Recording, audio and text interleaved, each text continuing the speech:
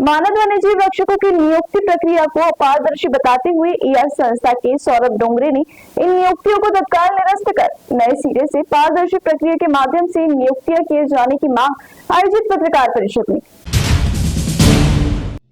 मानव वन्यजीव रक्षकों की नियुक्ति प्रक्रिया को अपारदर्शी बताते हुए ईआर संस्था के सौरभ डोंगरे ने इन नियुक्तियों को तत्काल निरस्त करने तथा पूरे महाराष्ट्र में नए सिरे से पारदर्शी प्रक्रिया के माध्यम से नियुक्तियां किए जाने की मांग आयोजित पत्रकार परिषद में की।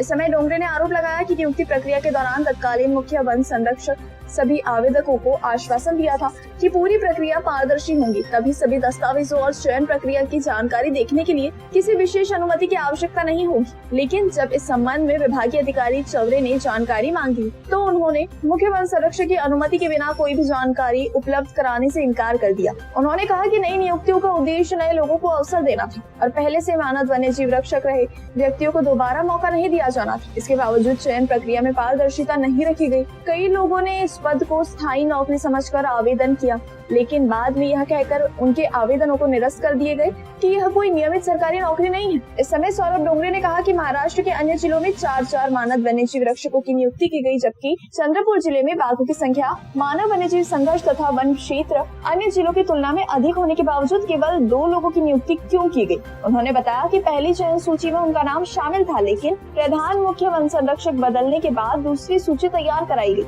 जिसमें उनका नाम हटा दिया गया और कुछ चुनिंदा लोगों के नाम शामिल कर दिए गए, जिससे उन्होंने आरोप लगाया कि पहले केवल एक ही चयन सूची जारी होती थी, जबकि इस बार 65 दिनों के अंतराल 2 अलग-अलग सूची जारी की गई। यदि अंतिम चयन मंत्रियों की सिफारिशों के आधार पर ही होना था तो फिर आवेदन मांगने का औचित्य क्यों था। डोंगरे ने मांग की है कि विधिवत पंजीकृत वन्यजीव संरक्षण संस्थाओं को उनकी क्षमता के अनुसार जंगलों में कार्य करने की अनुमति दी जानी चाहिए। उन्होंने कहा कि जब वे संस्थाएं कानून के तहत पंजीकृत हैं, तब उन्हें वन्य क्षेत्र में प्रवेश से रोकना उचित नहीं है। इस नीति में बदलाव कर वन्यजीव संरक्षण कार्यों में अधिक पारदर्शिता लाई जानी चाहिए। इस पत्रकार परिषद में दिनेश घाटे, मनीषा नाईक, साईनाथ चौधरी, रोहित बेलसरे, राहुल चिलगिलवाल तथा उदय पटले उपस्थित थे।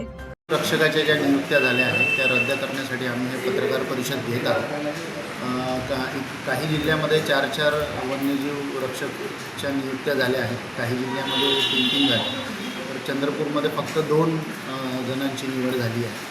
इतर जिल्ह्याच्या तुलनेमध्ये चंद्रपूर जिल्हा हा वाघांची संख्या जास्त प्रमाणात आहे आणि मानव वन्यजीव संघर्षसुद्धा जास्त आहे, तर त्याच्यासाठी चंद्रपूर जिल्ह्यामध्ये जवळपास 5 डिव्हिजन असल्यामुळे ॲटलिस्ट 4 मानव वन्यजीव रक्षकाची निवड करायला पाहिजे असं आमचं म्हणणं आहे। आणि ह्या निवड प्रक्रियेमध्ये मंत्र्यांच्या शिफारसीनुसार सुद्धा काही जणांची निवड झालेली आहे। तर जर मंत्र्यांच्या शिफारसीनुसार जर निवड होणार होत असेल तर मग अर्ज कशाला मागवतात, आमचं याच्यावरती आक्षेप आहे।